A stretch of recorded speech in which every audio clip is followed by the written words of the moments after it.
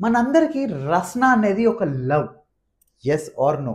Again అందరికీ అంటే 1980s, 1990s, early 2000s and 2010 వరకు కూడా yes we all used to love Rasna. But అసలు రస్నా మార్కెటింగ్ స్ట్రాటజీ మీరు ఎప్పుడన్నా విన్నారా? లేదా అసలు రస్నా రీబ్రాండెడ్ నేమ్ అన్నది మీకు ఐడియా ఉందా? యెస్. రస్నా అన్నది 1979లో గుజరాత్‌లో ఒక స్మాల్ బ్రాండ్‌గా స్టార్ట్ అయింది. ఆ బ్రాండ్ నేమ్ వచ్చేసరికి జాఫీ.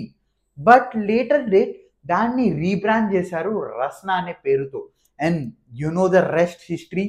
లిటరలీ ఆ కేటగరైజ్ చేయడం వాజ్ ద మ్యాజికల్ థింగ్. ఎందుకు అంటే మనకు అప్పట్లో కూడా కార్బోనేటెడ్ వాటర్ డ్రింక్స్ ఉండేవి like Pepsi and Coca Cola ఇవన్నీ. But to call more for like an adult drink లాగా చిల్డ్రన్స్కి కేటర్ చేసేవాళ్ళు కాదు.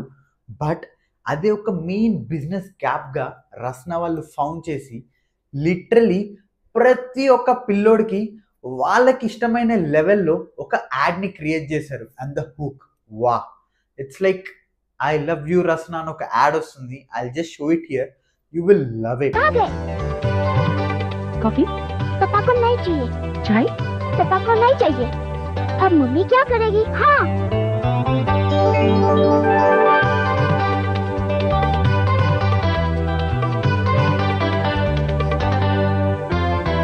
I love you रसना। आ गए। कॉफी? पापा को नहीं चाहिए। चाय? पापा को नहीं चाहिए।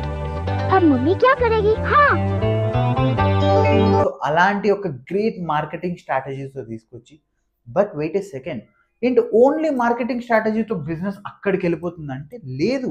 The main asset was there affordability.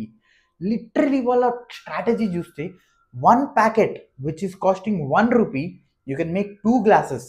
If you take 20 rupees packet you can make 32 to 40 glasses of Rasna అని ఒక కంప్లీట్ ఫ్యామిలీకి ఓకే 20 రూపీస్లో 40 గ్లాసెస్ అంటే ఇట్ వాజ్ లైక్ బూమ్.